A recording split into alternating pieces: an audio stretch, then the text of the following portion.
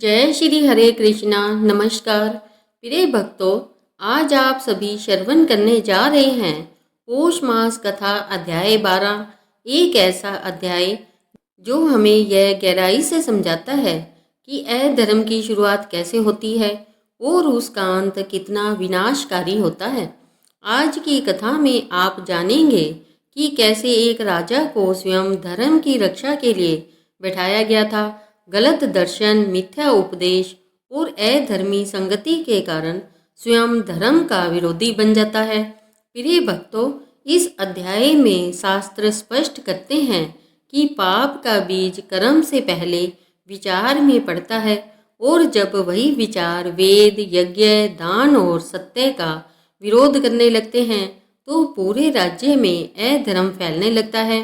आज की कथा में आप सुनेंगे कि राजा वेन के जीवन में ऐसा कौन सा मोड़ आया जिसने उसे वेद विरोध, यज्ञ निषेध और ब्राह्मण द्रोह की ओर धकेल दिया।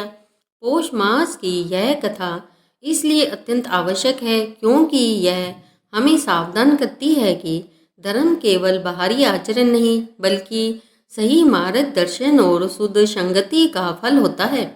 शास्त्रों में कहा गया है कि पौष मास में प्रतिदिन कथा श्रवण करने से विवेक जागृत होता है, पाप क्षीण होते हैं और मनुष्य सत्य असत्य का भेद समझने लगता है। प्रिय भक्तों, यदि आपने पौष मास की कथाओं को क्रम से सुना है तो आज का यह अध्याय आपको और भी गहराई से स्पर्श करेगा, क्योंकि यही से आगे आने वाले महान परिवर्तन और धर्म की पुनः स्थापना का मार्ग प्रशस्त होता है। इसलिए आज की इस कथा को बीच में छोड़े बिना पूरे ध्यान और श्रद्धा से अवश्य सुनिएगा और ऐसे ही शास्त्रों पर आधारित प्रामाणिक कथाओं के नियमित श्रवण के लिए त्योहार गाइड चैनल को अभी सब्सक्राइब कर लीजिए, वीडियो को लाइक कीजिए ताकि यह पुण्य कथा अधिक से अधिक भक्तों तक पहुँचे। इसे अपने परिवार और मित्रों के साथ शेयर कीजिए और कमेंट में अवश्य लिखिए जय श्री हरि, क्योंकि नाम स्मरण से ही कथा का फल पूर्ण होता है। अब आइए एकाग्र चित्त से पौष मास कथा अध्याय 12 का पावन श्रवण आरंभ करते हैं। जय श्री हरे कृष्णा। नैमिषारण्य में एकत्रित हुए ऋषियों ने पूछा, हे सूत गोस्वामी, आपने जिस पापाचारी और अधर्म में लिप्त राजा वेन का परिचय दिया था उस पापी का व्यवहार वास्तव में कैसा था? कृपया इस विषय में हमें विस्तार से बताइए। तब सूत गोस्वामी ने कहा, हे ब्राह्मणों, राजा पृथु जैसे सौभाग्यशाली और महात्मा पुत्र की प्राप्ति होने पर राजा वेन का पाप बहुत अंशों में नष्ट हो चुका था। उसे धर्म का कुछ फल अवश्य प्राप्त हुआ। जिन नरेशों ने जीवन में महापापों का उपार्जन किया होता है उनके पाप तीर्थ यात्राओं से नष्ट हो जाते हैं। संतों का संग प्राप्त होने से पुण्य की वृद्धि होती है। पापियों से बातचीत करने, उन्हें देखने, स्पर्श करने, उनके साथ बैठने, भोजन करने और उनके संसर्ग में रहने से पाप का संचार होता है। वहीं पुण्य आत्माओं के संग में रहने से केवल पुण्य का ही प्रसार होता है। जब पुण्य का संचार होता है तो सारे पाप धुल जाते हैं और मनुष्य पुण्य गति को प्राप्त करता है। सूत गोस्वामी की यह बात सुनकर ऋषियों ने कहा, हे महामति, पापी मनुष्य को परम सिद्धि की प्राप्ति कैसे होती है? यह बात भी आप हमें बताइए। तब सूत गोस्वामी ने कहा, हे ऋषिगण, नर्मदा, यमुना और गंगा जैसी महानदियों के तटों पर जो महापापी भी निवास करते हैं वे चाहे जानबूझकर या अनजाने में इन पवित्र नदियों के जल में स्नान करें, क्रीड़ा करें या उनका संसर्ग प्राप्त करें तो महानदी के प्रभाव से उन्हें भी परम गति की प्राप्ति हो जाती है। हे ब्राह्मणों, महानदियों के संपर्क से अथवा अन्य पवित्र नदियों के जल के दर्शन, स्पर्श और स्नान करने से भी पापियों के पाप नष्ट हो जाते हैं। तीर्थ धामों के प्रभाव और संतों के संग से पापियों का पाप उसी प्रकार नष्ट हो जाता है जैसे अग्नि ईंधन को भस्म कर देती है। महात्मा ऋषियों के संपर्क से, उनके साथ संवाद करने से, उनके दर्शन और स्पर्श से, पूर्व काल में सत्संग प्राप्त होने से राजा वेन का भी संपूर्ण पाप नष्ट हो गया था। पुण्य का संसर्ग हो जाने पर अत्यंत भयंकर पाप का भी प्रभाव नहीं रह जाता। पूर्व काल में मृत्युदेव की एक सौभाग्यशाली कन्या थी जिसका नाम सुनीता था। वह अपने पिता के कार्यों को देखती थी और खेल कूद में भी सदैव उन्हीं का अनुकरण किया करती थी। एक दिन सुनीता अपनी सखियों के साथ खेलते खेलते वन में चली गई। वहां उसे गीत की मधुर ध्वनि सुनाई दी। उस दिशा में दृष्टि डालने पर उसने देखा कि एक गंधर्व कुमार अत्यंत महाभाग्यशाली और तेजस्वी भारी तपस्या में लीन है। उनके अंग अत्यंत मनोहर थे। अब सुनीता प्रतिदिन वहां जाकर उस तपस्वी को सताने लगी। वह रोज रोज अपराध करती, किंतु वह धर्मात्मा गंधर्व जिसका नाम सुशंख था उसके अपराध को क्षमा कर देता और कहता, जाओ यहाँ से चली जाओ। उसके ऐसा कहने पर वह बालिका और भी क्रोधित हो जाती और उस निर्दोष तपस्वी को मारने लगती। उसके इस व्यवहार को देखकर एक दिन सुशंख ने गंभीर स्वर में कहा, हे कल्याणी, श्रेष्ठ पुरुष मारने वाले को मारते नहीं हैं और गाली देने वाले को गाली देकर उत्तर नहीं देते। यही धर्म की मर्यादा है। यह कहकर वह धर्मात्मा गंधर्व क्रोध से मुक्त हो गया और उस बालिका को अबला स्त्री समझकर बिना दंड दिए वहां से चला गया और पुनः तपस्या में लीन हो गया। इसके बाद सुनीता अपने पिता के पास लौट आई और बोली, हे तात, मैंने वन में जाकर एक गंधर्व कुमार को पीटा है। वह काम और क्रोध से रहित होकर तपस्या कर रहा था। मेरे मारने पर उस धर्मात्मा ने कहा कि मारने वाले को मारना और गाली देने वाले को गाली देना उचित नहीं है। पिताजी, कृपया बताइए उसके इस कथन का क्या अर्थ है। सुनीता के इस प्रकार पूछने पर धर्मात्मा मृत्यु ने उसे कुछ भी उत्तर नहीं दिया। उसके प्रश्न का उत्तर दिए बिना वे मौन रहे। इसके बाद सुनीता फिर से वन में चली गई। वहां सुशंख तपस्या में लीन था। उस दुष्ट स्वभाव वाली सुनीता ने फिर से उस श्रेष्ठ तपस्वी के पास जाकर उसे कोड़ों से मारना आरंभ कर दिया। अब वह महंत तेजस्वी गंधर्व अपने क्रोध को रोक नहीं सका और उस सुंदरी बालिका को श्राप देते हुए बोला, हे सुंदरी, जब तुम गृहस्थ धर्म में प्रवेश करोगी और अपने पति के साथ संबंध होगा, तब तुम्हारे गर्भ से ऐसा पुत्र उत्पन्न होगा जो देवताओं और ब्राह्मणों की निंदा करने वाला, पाप आचरण करने वाला, हर प्रकार के पापों में आसक्त और अत्यंत दुष्ट होगा और वही पुत्र तुम्हें स्वयं प्रताड़ित करेगा। इस प्रकार सुनीता को श्राप देकर वह पुनः जाकर तपस्या में लीन हो गया।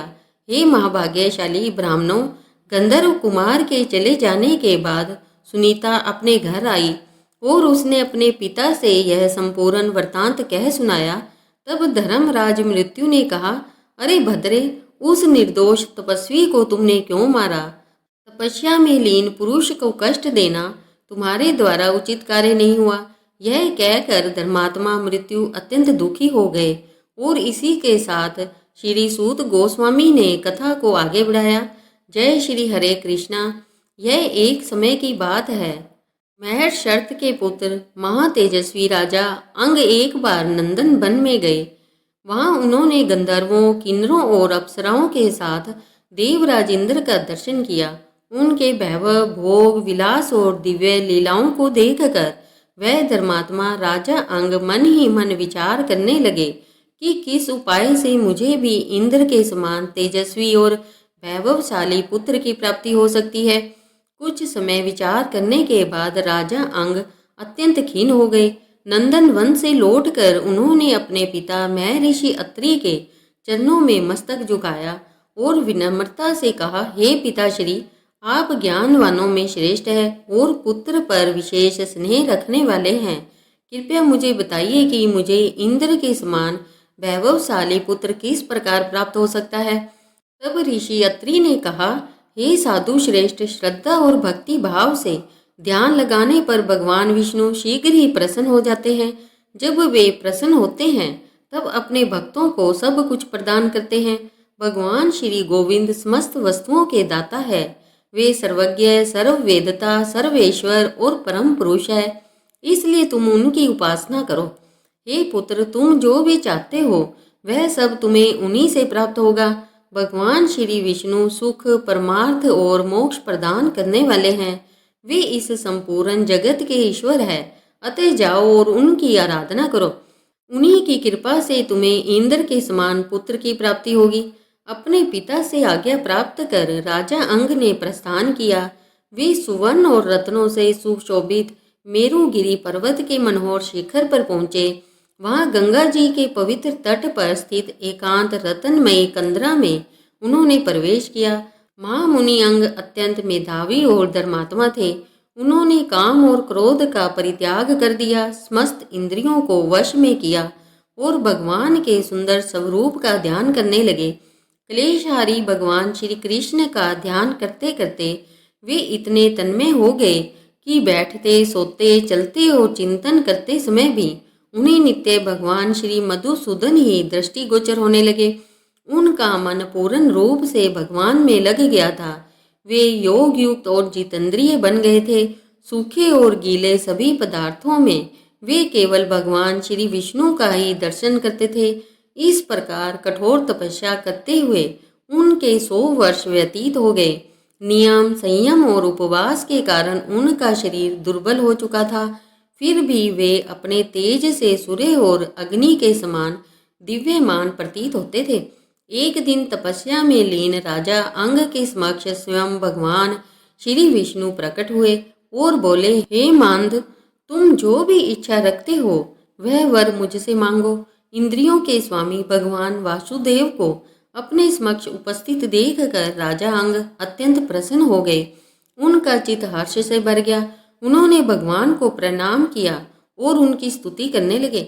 मधुसूदन की स्तुति करते हुए राजा अंग बोले, हे भूत भावन, आप ही समस्त भूतों की गति है। आप प्राणियों के आत्मा, सब भूतों के ईश्वर और सगुण स्वरूप धारण करने वाले हैं। आपको नमस्कार है। आप गुण कर्ता, गुण संपन्न और गुणात्मक भाव के कर्ता है तथा भक्तों के संसार बंधन का नाश करने वाले हैं।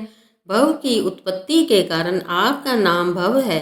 इस भव में आप अव्यक्त रूप में स्थित है, इसलिए आप भवगु कहलाते हैं। आप रुद्र रूप से इस भव सागर का संहार करते हैं, इसलिए आप भवनाशी है। आपको प्रणाम है। आप यज्ञ स्वरूप यज्ञेश्वर, यज्ञ और यज्ञ कर्म में संलग्न है। शंख धारण करने वाले प्रभु, आपको नमस्कार है। आप सब प्रकार की मूर्तियों को धारण करने वाले और कल्याणकारी है। आप सबके धाम और धामधारी है। आप श्रीमान, श्रीनिवास, श्रीधर, क्षीर सागर वासी और अमृत स्वरूप है। आप महान औषधि है, दुष्टों के लिए घोर रूप है, उद्धार करने वाले महाप्रज्ञा प्रायण, अक्रूर, प्रमेय और मेधा के स्वामी हैं। आपका कहीं अंत नहीं है। आप अशेष और अनग है। सूर्य और चंद्र रूप से आकाश को प्रकाशित करने वाले आप ही है। हे वासुदेव, हे विश्व रूप, हे वहन स्वरूप, आपको प्रणाम है। हे सत्व गुण की रक्षा करने वाले नरसिंह देव, हे गोविंद, हे गोपाल, आपको नमस्कार है। आप एकाक्षर, प्रणव, सर्वाक्षर, वरण रूप और हंस स्वरूप है। 3, 5 और 25 ये सभी तत्व आपके ही स्वरूप है और आप समस्त तत्वों के आधार हैं। हे केशव, हे महेश्वर, हे पद्मनाभ, मैं आपके चरण कमलों में प्रणाम करता हूँ। मुझे अपनी दास्ता प्रदान कीजिए। हे शंख धारण करने वाले शांतिदास, संसार रूपी दावागन से मैं दग्ध हो रहा हूँ। आप ज्ञान रूपी मेघ की धारा से मेरे ताप को शांत कीजिए और इस दीन के लिए शरण रूप बन जाइए। राजा अंग के मुख से यह स्तुति सुनकर भगवान अत्यंत प्रसन्न हुए। उन्होंने राजा अंग को अपने दिव्य श्री विग्रह का दर्शन कराया। उनका वर्ण मेघ के समान शांत था और शरीर महान तेज से युक्त था। उनके चारों हाथों में शंख, चक्र, गदा और पद्म सुशोभित थे। भगवान गरुड़ की पीठ पर विराजमान थे। उनके अंगों में अनेक दिव्य आभूषण शोभा पा रहे थे। श्री वत्स का चिन्ह और पुण्यदायी कौस्तुभ मणि उनके वक्ष स्थल को अलंकृत कर रहे थे। इस दिव्य दर्शन के पश्चात भगवान श्री जनार्दन ने कहा, हे महाभाग्यशाली, मैं तुमसे अत्यंत संतुष्ट हूँ। बताओ तुम्हें कौन सा वर चाहिए। तब राजा अंग ने बार बार भगवान के चरण कमलों में प्रणाम किया और हर्षपूर्वक कहा, हे देवेश्वर, मैं आपका दास हूँ। यदि आप मुझे वर देना चाहते हैं तो मुझे ऐसा पुत्र प्रदान कीजिए जो स्वर्ग में इंद्र के समान तेज और शोभा से युक्त हो। वह पुत्र संपूर्ण लोकों की रक्षा करने वाला हो, समस्त देवताओं का प्रिय, ब्राह्मण, भक्त, दानी, त्रिलोकी का रक्षक, सत्य और धर्म का पालन करने वाला, यज्ञों में श्रेष्ठ, त्रिभुवन की शोभा बढ़ाने वाला, अद्वितीय शूरवीर, वेदों का विद्वान, सत्य, प्रतिज्ञ, जितेंद्रिय, शांत, तपस्वी और समस्त शास्त्रों में पारंगत हो। यह सुनकर भगवान वासुदेव ने कहा, हे महामते, तुम्हें इन समस्त सद्गुणों से युक्त उत्तम पुत्र की प्राप्ति अवश्य होगी। वह अत्रि वंश का रक्षक और संपूर्ण विश्व का पालन करने वाला होगा और अंत में तुम भी मेरे परम धाम को प्राप्त करोगे।